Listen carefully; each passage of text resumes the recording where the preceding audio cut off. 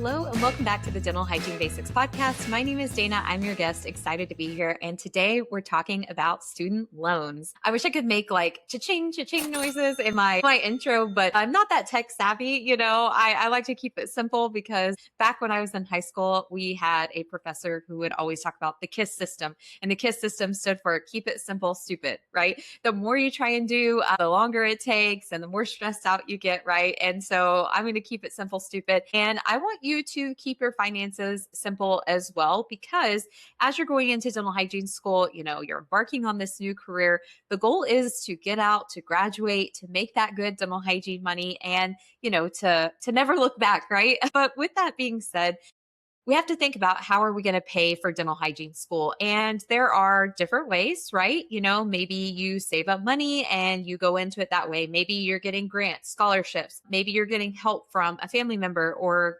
loved one, something like that. But then there is also the option of student loans. And student loans absolutely have their purpose. And when you take out a student loan, it is an investment in you because not everyone has support from friends or family who can help them pay that or, take care of their rent or give them a place to live for free while they're in school. We all have different financial circumstances. And so it's up to us to choose which avenue works best for us when it comes to paying for dental hygiene school. Whatever avenue you decide, it all works out. I know people who have had student loans. I know people who went through debt free. Many of those people have been on the podcast, right? I shared Brush with Brit's story way early on, and we talked about her debt free journey in dental hygiene school. And then I've talked about other people who have had student loans and they've paid them off successfully within a couple of years after graduating. I have other people who have been on the show who say, yeah, I took out loans. I still have them. I'm paying him off every month and I'm not that stressed about it. I'll pay him off when I pay him off. When the deadline comes, right? They'll be paid off. It really just depends on you, your risk tolerance, what you feel comfortable with. But whatever you decide, I want you to have some information, going into it, because I think what happens a lot, and this was a big lesson that my husband and I learned whenever we were paying off our loans, is that we didn't understand truly how the loans worked. We didn't really have a great understanding of the interest rates. We didn't really understand capitalized interest. We didn't really understand what was going to happen when it was time to pay those loans off, right? So whenever you decide you are going to use student loans, okay, you fill out the applications, you go through the process. If you are, applying to a dental hygiene school, if you're going to a dental hygiene school, you can have conversations with their financial aid department and they can help walk you through those processes, okay? There are different types of loans that you can apply for. So there are federal loans and then there are private loans. Main difference between the two: federal loans are backed by the federal government. They usually have better protections. So, if you become disabled, really ill, if you have trouble paying them or something like that, you have a little bit better protection than a private loan. A private loan is typically through a bank, okay? And they're going to come for their money, all right? Federal loans usually also offer maybe something like income-driven repayment plans, maybe some specific repayment plans that you can't get with private loans. They may also offer particular advantages, like let's say that you are going to go work in an underserved community, like maybe on a reservation or something like that. They may offer repayment of your loans in exchange for time spent working in like nonprofit clinics or things like that. The thing with that is, okay, that's great if you come across that opportunity, but it's tough. It is tough to have the government repay your loans. And I'll just kind of leave it at that, right? There are people who go through that process and then they work 10 years for a qualified nonprofit or something, and then they get denied for whatever reason.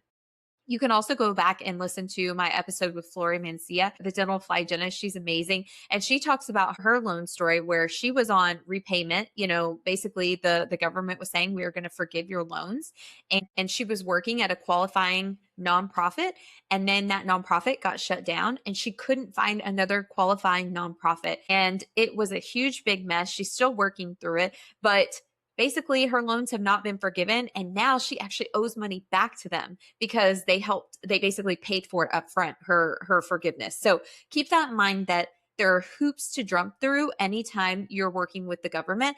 If you take a loan out from the federal government, okay, you may have better protections. You may have some income driven repayment plans. If you're making less income, basically you may not have to pay as much each month for your loans, right? There may be some forgiveness possibilities. There may be some deferment or forbearance options, but there may be hoops that you have to jump through as well to get those particular options. And they may not be what's actually best for you. So I want you to keep that in mind. Okay. Private loans ideally are the last resort. They tend to have higher interest rates, fewer protections, and like I said, if you can't pay your private loans back, that's the bank. They're going to come knocking on your door. They're going to come try and find their money. Okay.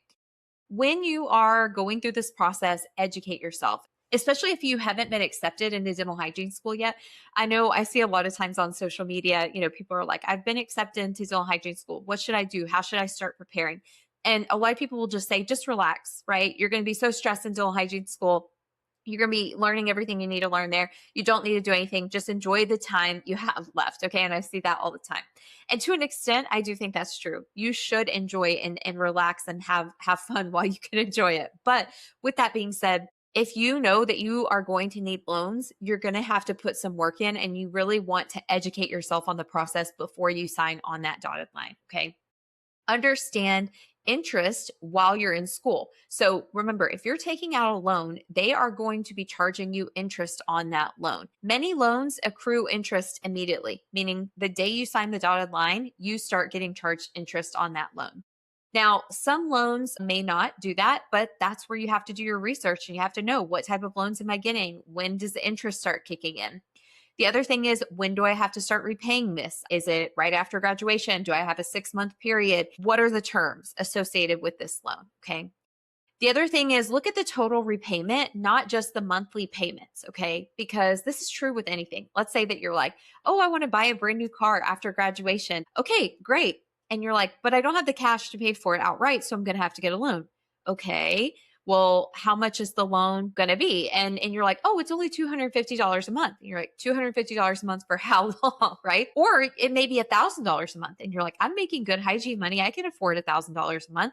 Okay, but think about the long term of having that loan. You're not just paying $1,000 a month to the actual loan itself.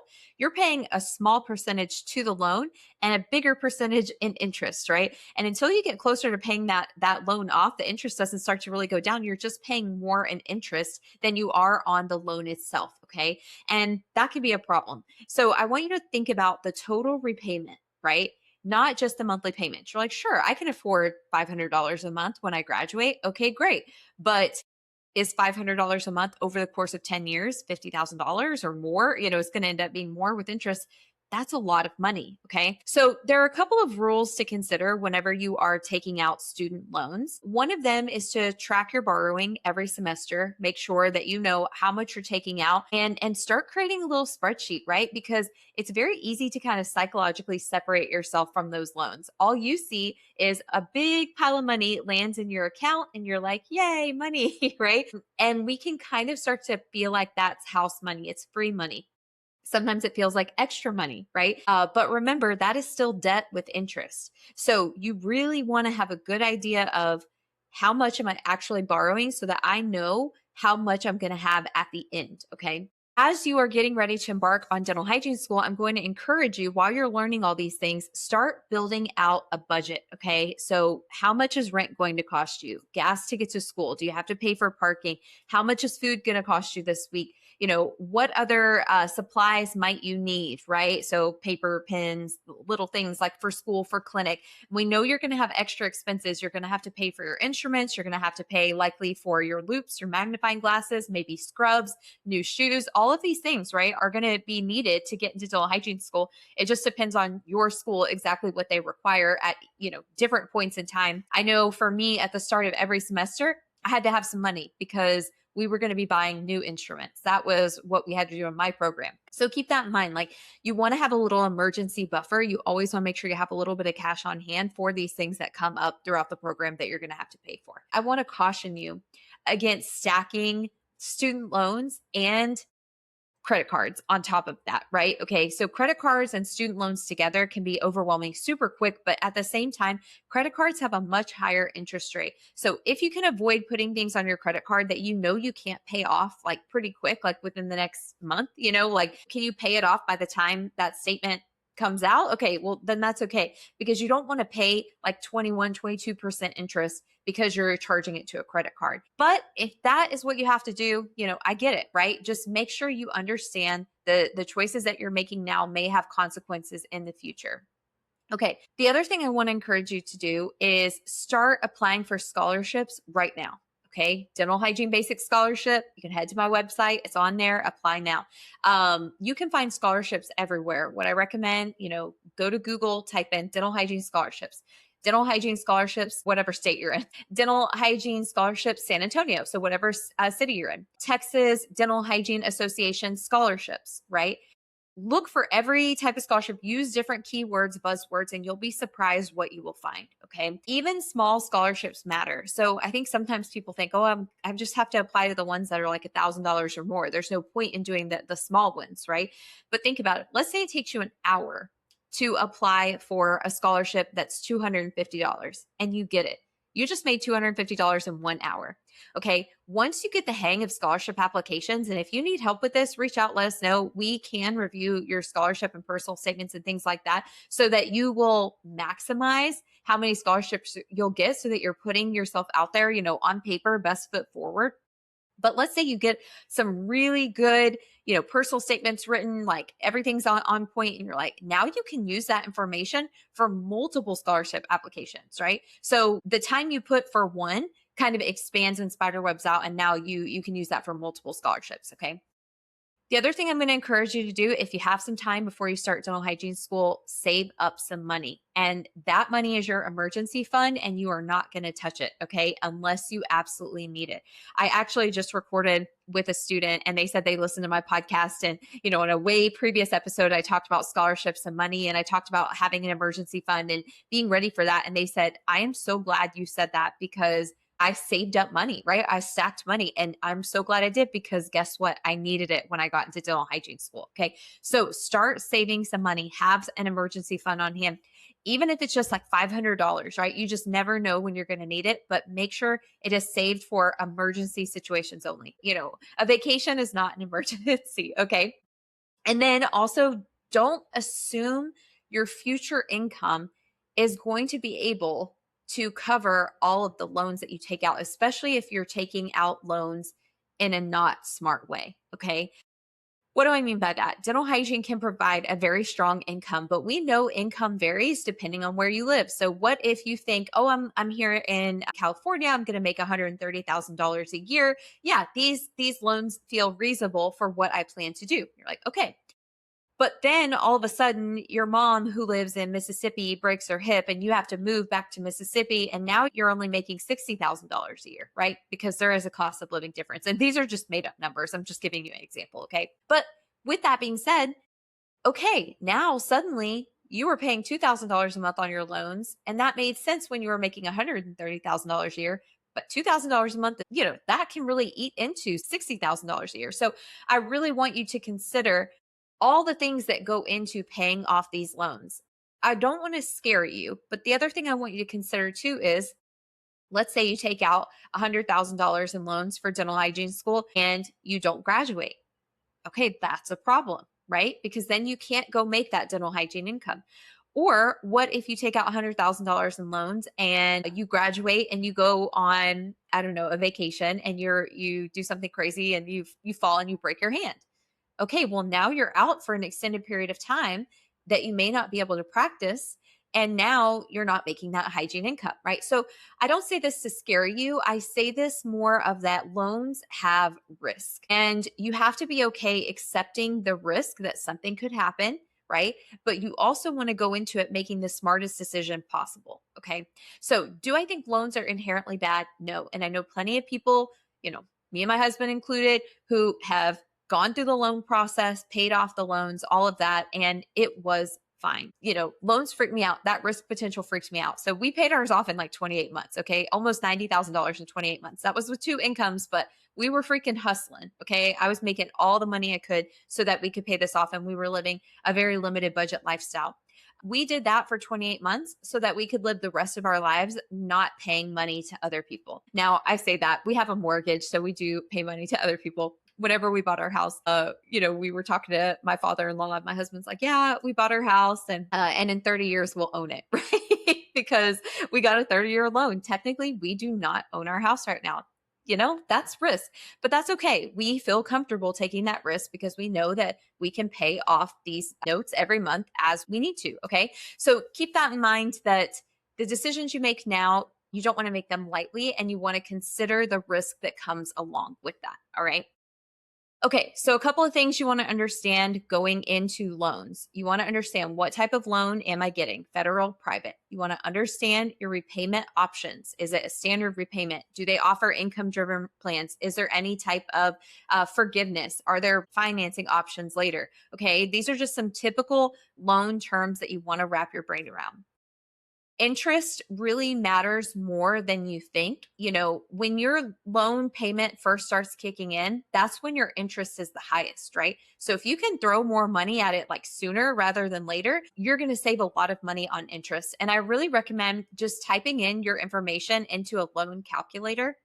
And then usually in those loan calculators, you could just Google loan calculator. Usually with those calculators, there's an option to see if I pay a little bit more on my principal, how will that bring down my interest, and how will that shorten my payment? And you can see, for me it was very motivating to see, well, if I take the full 30 years to pay off my house, I'll pay, let's say, I don't know, $250,000, $300,000 in interest.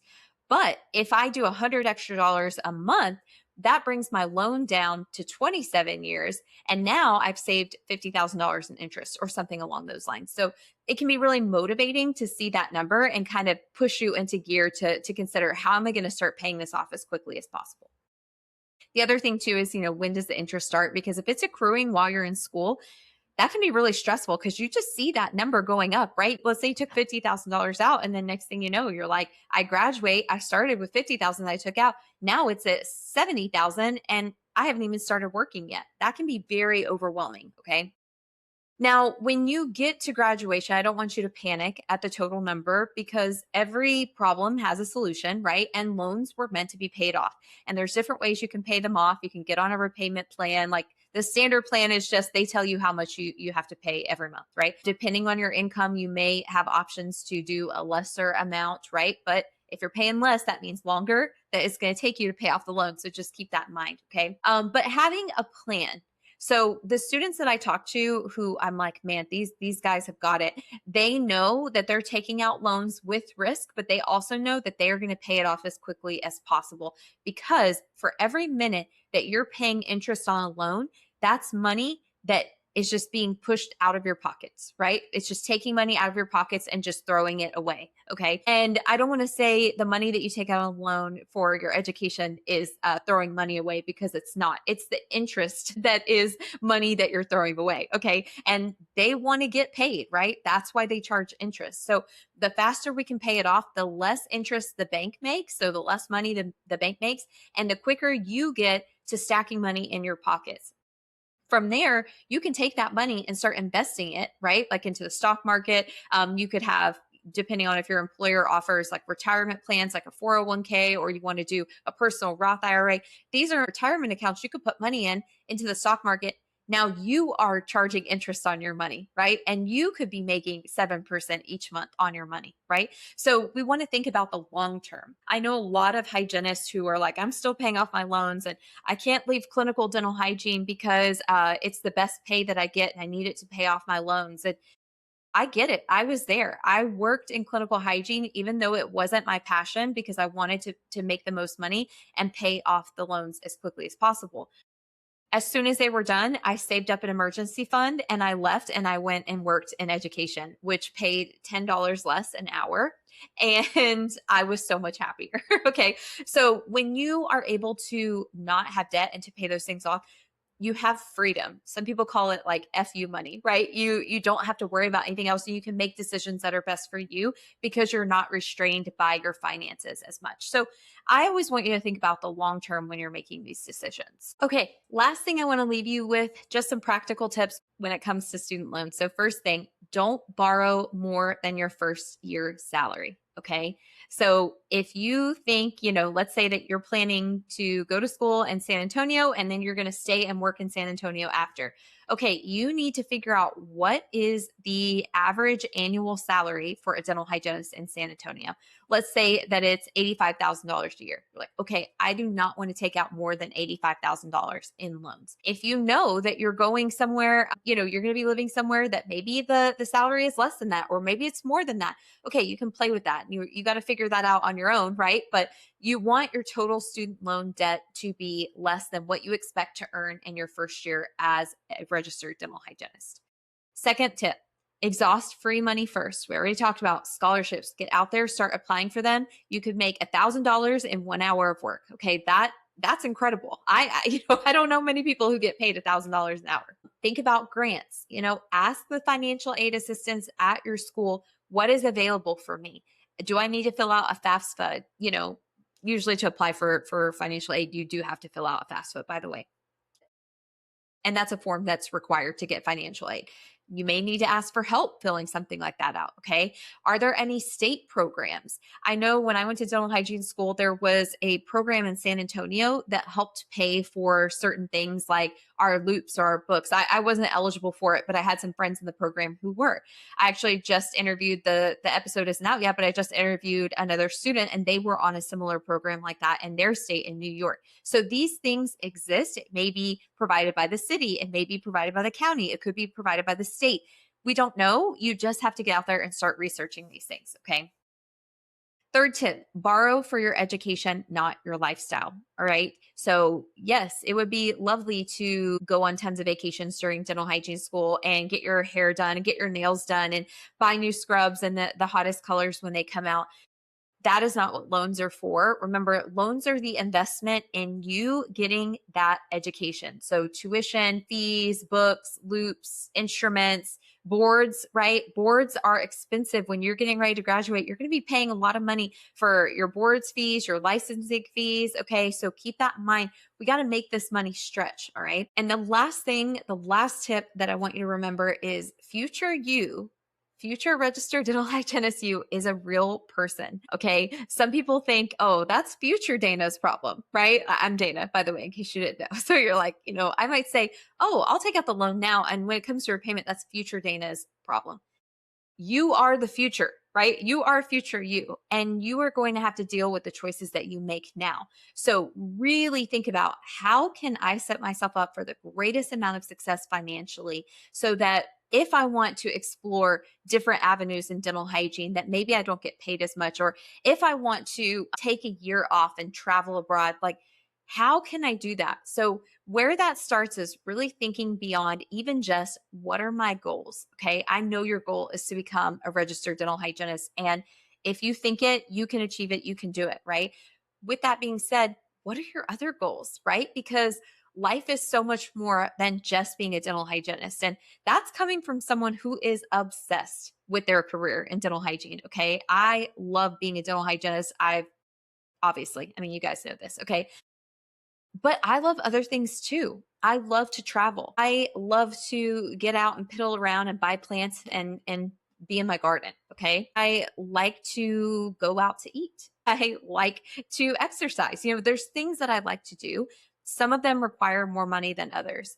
For me, my why and trying to keep costs down and keep loans down and all of that is so that I can live out my life how I choose to live it out, not based off of entirely finances. Okay. So keep that in mind, that the decisions you make now, they affect future you.